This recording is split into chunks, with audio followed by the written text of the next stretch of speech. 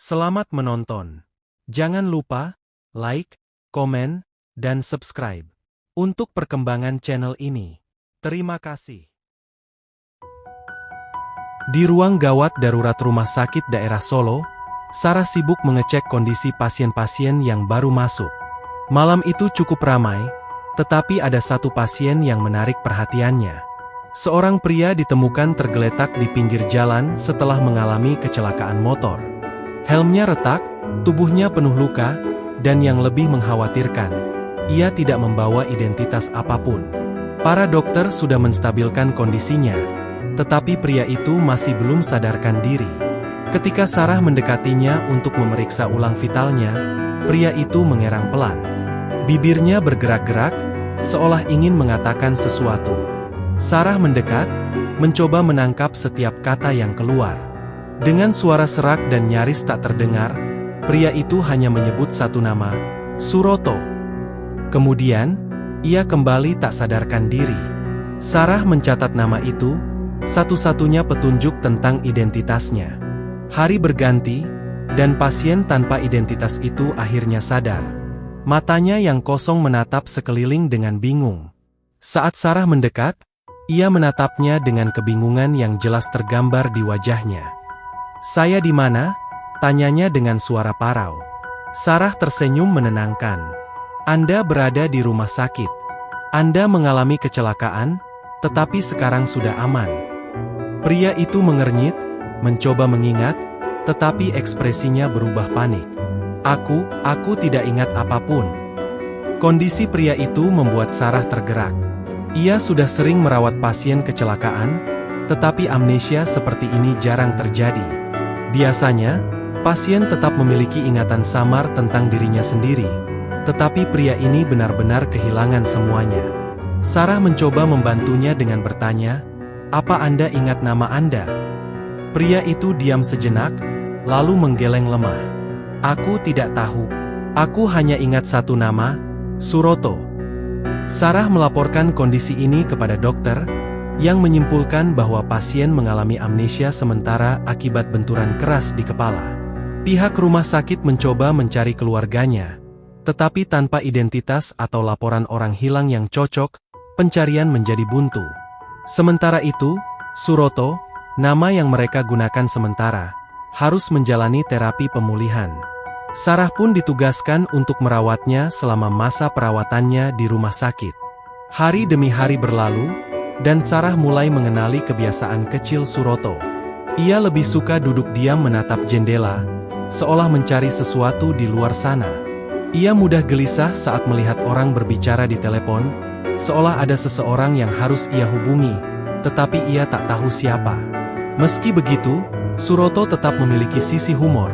Ia sering bercanda dengan pasien lain, dan dalam waktu singkat, ia menjadi sosok yang disukai di ruang perawatan. Namun, di balik sikapnya yang tampak tenang, Sarah tahu bahwa Suroto menyimpan ketakutan besar. Ketakutan akan kenyataan bahwa ia tidak tahu siapa dirinya. Sarah bisa merasakan kesepian dalam tatapan pria itu, dan entah mengapa, ia merasa ingin membantunya lebih dari sekadar tugas sebagai perawat. Tanpa disadari, hatinya mulai terikat pada pria yang bahkan tidak mengingat masa lalunya sendiri. Hari-hari berlalu, dan kondisi Suroto semakin membaik secara fisik. Luka-lukanya mulai sembuh, tetapi ingatannya masih tetap kosong. Setiap kali ia mencoba mengingat sesuatu, hanya kekosongan yang menyelimuti pikirannya. Hal ini membuatnya frustrasi, tetapi ia berusaha menutupinya dengan senyum di hadapan orang lain.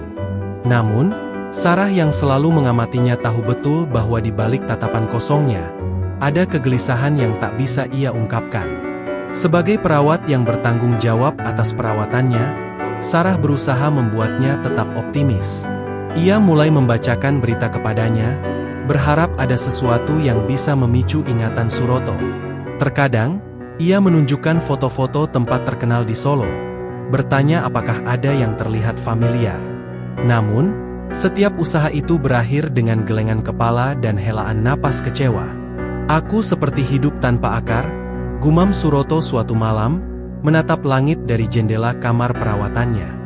Meskipun begitu, Suroto mulai menemukan kenyamanan dalam kehadiran Sarah.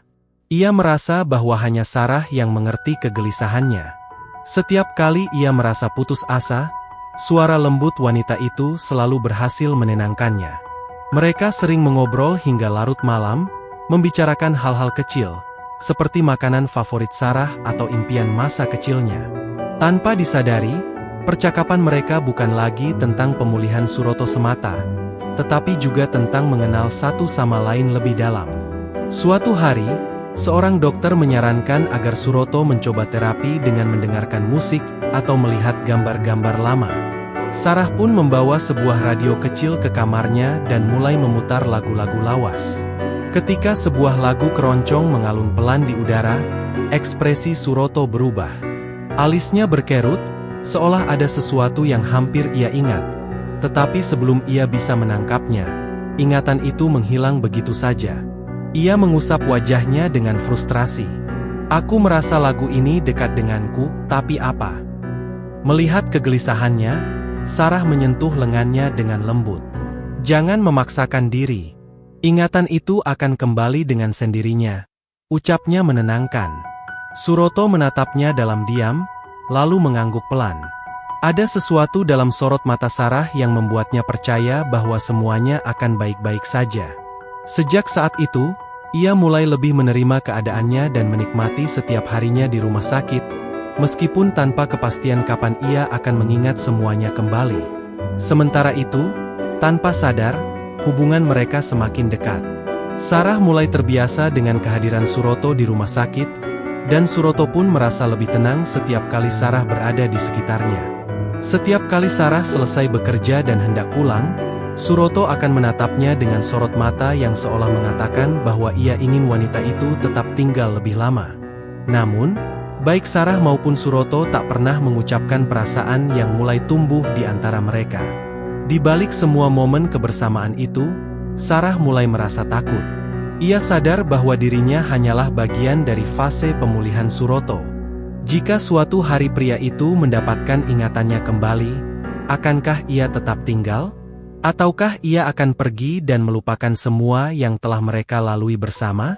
Pertanyaan itu terus menghantuinya, tetapi ia memilih untuk menepisnya, setidaknya untuk saat ini. Seiring berjalannya waktu, Sarah dan Suroto semakin akrab. Kehadiran pria itu bukan lagi sekadar pasien yang harus dirawat, melainkan seseorang yang kehadirannya mulai mengisi hari-hari Sarah. Meski ingatannya masih buram, Suroto berusaha menjalani kehidupannya dengan lebih ringan. Ia bahkan mulai membantu Sarah di bangsal dengan pekerjaan kecil, menghibur pasien lain, membantu mengambilkan air, atau sekadar bercanda untuk mencairkan suasana. Hal itu membuatnya cepat disukai oleh para perawat dan pasien lainnya. Namun, ada satu hal yang tak disadari oleh Sarah. Setiap kali ia tersenyum atau tertawa di hadapan orang lain, Suroto selalu memperhatikannya dalam diam.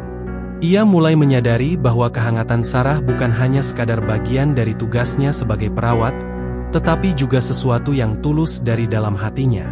Suroto tidak tahu apa yang terjadi, tetapi setiap kali Sarah berada di dekatnya, ada sesuatu yang membuatnya tenang sekaligus berdebar. Suatu sore, saat hujan deras mengguyur kota, Suroto dan Sarah duduk berdua di teras rumah sakit, menikmati aroma tanah basah yang naik ke udara. Mereka berbincang tentang banyak hal, dari makanan favorit hingga kenangan masa kecil Sarah. "Kamu pernah ke Pantai Baron?" tanya Sarah tiba-tiba. Suroto menggeleng. "Aku tidak ingat, tapi mendengar namanya saja. Rasanya seperti tempat yang menyenangkan." Sarah tersenyum. "Kalau nanti kamu sudah sembuh, aku akan mengajakmu ke sana." Janji sederhana itu membuat Suroto terdiam sejenak.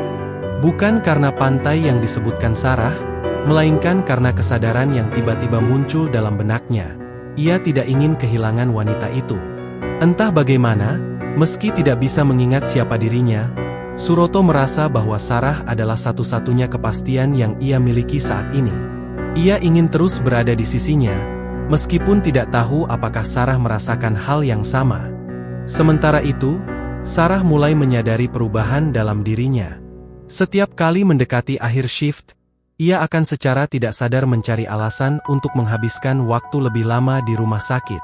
Ia tahu bahwa seharusnya ia menjaga batas profesionalisme, tetapi sulit untuk menolak keinginan hatinya sendiri.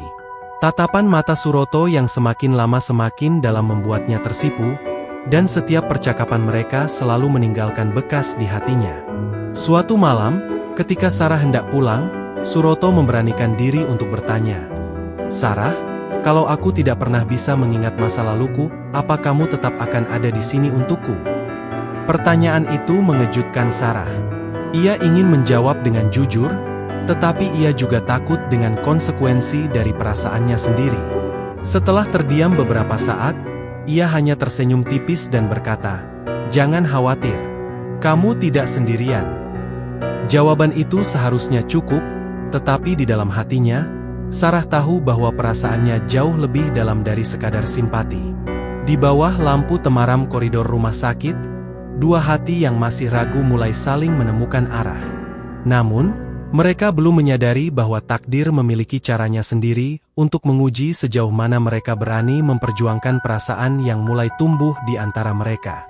Udara malam itu terasa lebih dingin dari biasanya. Setelah jam kerja selesai, Sarah masih duduk di bangku taman rumah sakit, enggan beranjak pulang. Pikirannya penuh dengan bayangan Suroto, tatapan matanya, caranya berbicara, bahkan kehadirannya yang selalu membuat hati Sarah berdebar tanpa alasan yang jelas. Tanpa ia sadari, Suroto datang menghampiri, membawa 2 gelas teh hangat dari kantin. "Kamu belum pulang?" tanyanya sambil menyerahkan 1 gelas kepada Sarah. Sarah tersenyum tipis, menerima teh itu tanpa menjawab. Mereka duduk berdampingan dalam keheningan, hanya ditemani suara angin yang berhembus lembut di antara pepohonan. Ada sesuatu di antara mereka yang tidak terucapkan, tetapi terasa begitu nyata. Suroto menatap Sarah dengan ragu-ragu, lalu berkata pelan, "Aku masih tidak ingat siapa diriku, tapi ada satu hal yang aku tahu, aku tidak ingin kehilangan kamu." Kata-kata itu menghentikan dunia Sarah sejenak. Jantungnya berdegup kencang, tetapi ia mencoba tetap tenang. "Suroto, aku hanya ingin membantu," ucapnya lirih, meski dalam hatinya ia tahu bahwa perasaan yang ia simpan jauh lebih dari sekadar rasa iba. Suroto tersenyum tipis, lalu menatap lurus ke depan. "Kalau begitu, tetaplah di sini untukku. Tidak peduli aku ingat atau tidak. Yang aku tahu, aku merasa lengkap saat bersamamu." Sarah tidak bisa lagi menyangkal gejolak dalam dirinya. Ia tahu betapa berbahayanya perasaan ini. Suroto bisa saja mengingat segalanya suatu hari nanti dan meninggalkannya. Namun, di malam yang sunyi itu, semua ketakutan dan keraguan lenyap. Yang tersisa hanyalah perasaan yang selama ini mereka pendam. Perlahan, Suroto meraih tangan Sarah, menggenggamnya dengan penuh kelembutan. Sarah tidak menolak, membiarkan dirinya tenggelam dalam kehangatan yang baru pertama kali ia rasakan. Tanpa ada kata-kata lebih lanjut, keheningan berubah menjadi sesuatu yang lebih dalam. Didorong oleh ketertarikan yang tak lagi bisa mereka tahan, Suroto mendekat, dan tanpa ragu, bibir mereka bertemu dalam ciuman yang lembut namun penuh makna.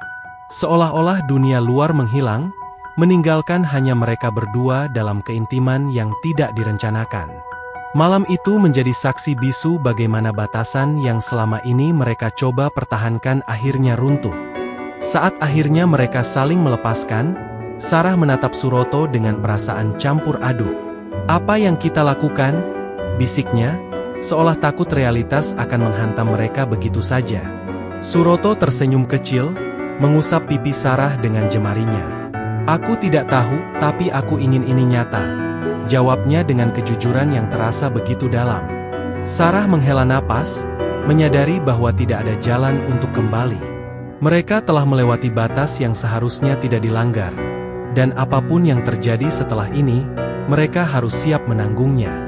Malam itu bukan sekadar luapan emosi, melainkan sebuah titik balik yang akan mengubah segalanya. Di balik kebahagiaan sesaat yang mereka rasakan, ada konsekuensi yang perlahan mulai mendekat, sesuatu yang akan menguji seberapa kuat perasaan mereka sebenarnya. Sejak malam itu, hubungan Sarah dan Suroto tidak lagi sama. Ada kedekatan yang semakin erat, tetapi juga ketakutan yang tumbuh di hati Sarah. Ia mulai mempertanyakan keputusannya, apakah yang terjadi antara mereka benar-benar karena cinta, atau hanya karena kesendirian yang mereka rasakan? Namun, setiap kali Suroto menatapnya dengan penuh ketulusan, Sarah tak bisa membohongi hatinya sendiri. Ia jatuh terlalu dalam. Beberapa minggu berlalu, dan Sarah mulai merasakan sesuatu yang berbeda dalam tubuhnya. Ia lebih mudah lelah, mual setiap pagi, dan ada perasaan aneh yang terus mengganggunya. Awalnya ia mengira itu hanya kelelahan akibat pekerjaan. Tetapi ketika siklus bulanannya tak kunjung datang, kecemasannya semakin besar. Dengan tangan gemetar, ia akhirnya memutuskan untuk melakukan tes kehamilan di rumahnya. Saat 2 garis merah muncul di alat tes, tubuhnya terasa lemas. Ia hamil. Panik melanda pikirannya. Ini bukan sesuatu yang ia rencanakan. Dan ia tidak tahu bagaimana harus memberitahu Suroto. Bagaimana jika pria itu menganggap ini sebagai kesalahan? Bagaimana jika suatu hari ia mengingat masa lalunya dan memilih pergi? Berbagai skenario buruk memenuhi kepalanya, membuatnya semakin bimbang. Namun, ia tahu ia tidak bisa menyembunyikan ini selamanya.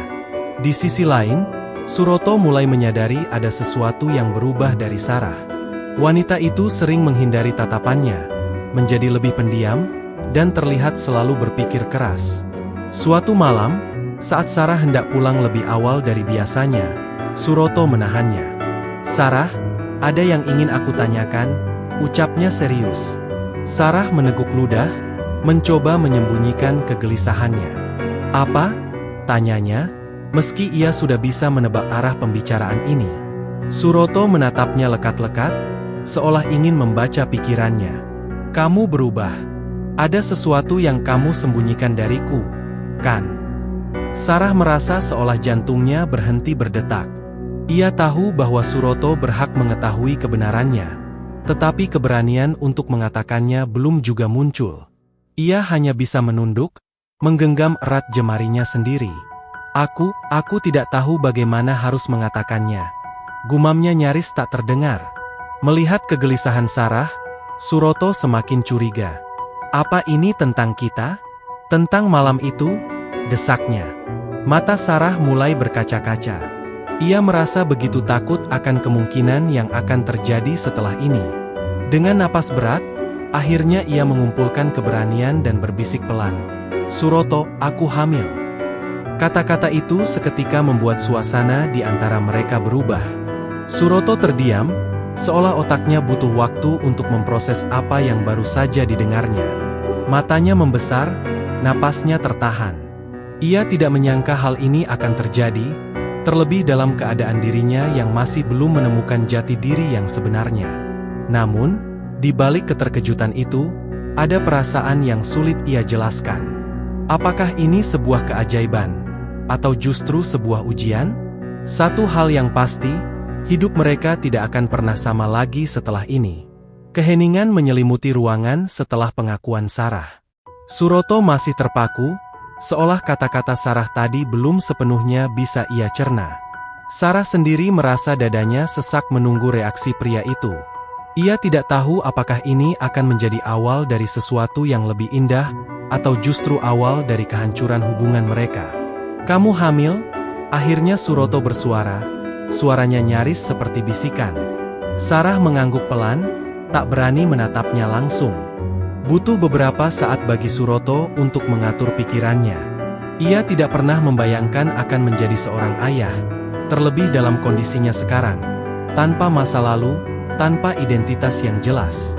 Namun, saat ia melihat ekspresi Sarah yang penuh ketakutan dan kecemasan, hatinya terasa berat.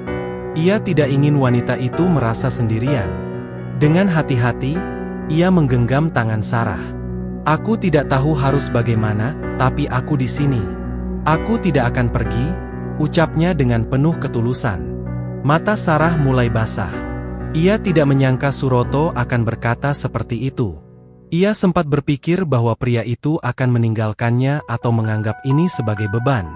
Namun, justru sebaliknya, Suroto tetap di sisinya. "Kamu yakin?" tanya Sarah dengan suara bergetar. Suroto menatapnya dalam, lalu mengangguk mantap. Aku mungkin tidak tahu siapa diriku, tapi aku tahu satu hal. Aku ingin bersamamu. Aku ingin bertanggung jawab. Keputusan itu memberi kelegaan bagi Sarah, tetapi juga menghadirkan tantangan baru.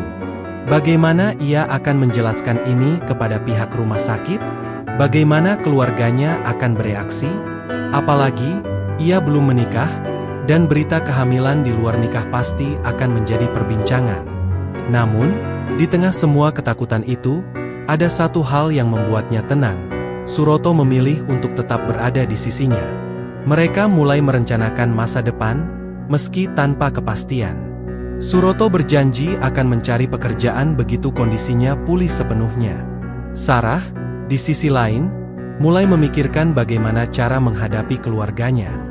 Ia tahu bahwa ayahnya adalah sosok yang keras dan pasti tidak akan menerima ini dengan mudah. Namun, ia tidak bisa kembali ke masa lalu dan mengubah apa yang sudah terjadi. Yang bisa ia lakukan hanyalah menghadapi konsekuensinya. Di tengah semua itu, sesuatu yang tak terduga terjadi. Suatu sore, ketika Suroto sedang duduk di taman rumah sakit, ia melihat seorang pria tua melintas. Pria itu berhenti sejenak, menatapnya dengan ekspresi terkejut. "Suroto?" panggilnya dengan suara bergetar. Suroto langsung merasa ada sesuatu yang aneh. Jantungnya berdegup kencang, seolah tubuhnya mengenali pria itu meski pikirannya masih kosong. "Siapa Anda?" tanyanya ragu. Pria tua itu tersenyum haru, matanya berkaca-kaca. "Kamu anakku," ucapnya dengan penuh emosi. Seketika, dunia Suroto seakan berhenti berputar. Masa lalunya yang selama ini terkunci rapat mulai menampakkan celahnya. Ia tidak tahu apakah ini akan menjadi jawaban dari semua pertanyaannya, atau justru awal dari konflik baru yang akan mengubah segalanya. Pernyataan pria tua itu menggema di telinga Suroto. "Kamu anakku." Kata-kata itu terasa asing, tetapi entah kenapa ada sesuatu dalam dirinya yang bereaksi. Jantungnya berdegup cepat, tangannya gemetar. Ia menatap pria itu dengan penuh kebingungan, mencoba mencari jawaban dalam sorot matanya. "Apa maksud Anda?" tanyanya, suaranya bergetar. Pria tua itu tersenyum penuh haru. "Aku sudah mencarimu kemana-mana, Nak. Aku ayahmu, Sastro," katanya dengan suara serak. "Kamu menghilang setelah kecelakaan itu. Kami pikir kamu sudah tiada." Mendengar nama itu, sesuatu dalam benak Suroto terasa seperti pecahan kaca yang mulai tersusun kembali. Kilasan ingatan berkelebat di kepalanya, rumah kayu sederhana, suara seorang wanita memanggilnya, kecelakaan di jalan yang gelap. Tiba-tiba, sakit kepala hebat menyerangnya. Ia memegangi kepalanya, tubuhnya limbung. Sarah yang melihat kejadian itu segera berlari dan menahan tubuh Suroto sebelum jatuh. "Suroto, kamu tidak apa-apa?" tanyanya panik. Suroto mengerang, napasnya memburu. Aku mulai ingat sesuatu," bisiknya pelan. Pria tua itu langsung menggenggam tangan Suroto erat. "Ya Tuhan, akhirnya kau kembali," ucapnya dengan mata yang mulai basah. Setelah beberapa saat, sakit kepalanya perlahan mereda. Suroto menatap pria itu dengan lebih jelas. "Aku punya keluarga?" tanyanya ragu. Pria itu mengangguk. "Kamu adalah anak sulungku, Suroto. Kamu punya seorang istri, dan seorang anak yang sudah menunggu di rumah." Seketika, dunia Suroto runtuh. Kata-kata itu menghantamnya. Lebih keras dari apapun. Ia menoleh ke arah Sarah yang masih berlutut di sampingnya. Tatapan wanita itu kosong, wajahnya pucat pasi. Sarah merasa seakan ditarik kembali ke realitas yang kejam. Jadi, selama ini Suroto sudah memiliki keluarga? Semua perasaan, harapan, dan impian yang mulai mereka bangun bersama ternyata berdiri di atas kebohongan yang tak disengaja. Ia ingin berbicara, tetapi tenggorokannya terasa tercekat. Tubuhnya gemetar, tangannya menggenggam erat bajunya sendiri. Ia merasa seperti orang bodoh yang terlalu percaya pada sesuatu yang seharusnya tidak pernah ada. Suroto sendiri masih terkejut, pikirannya kacau. Ia ingin menyangkal, tetapi perlahan potongan-potongan ingatan itu semakin jelas. Wajah seorang wanita dengan senyum lembut muncul di benaknya, diikuti suara tawa anak kecil yang memanggilnya, "Ayah." Kebenaran yang selama ini tersembunyi akhirnya terungkap, dan itu menghancurkan segalanya.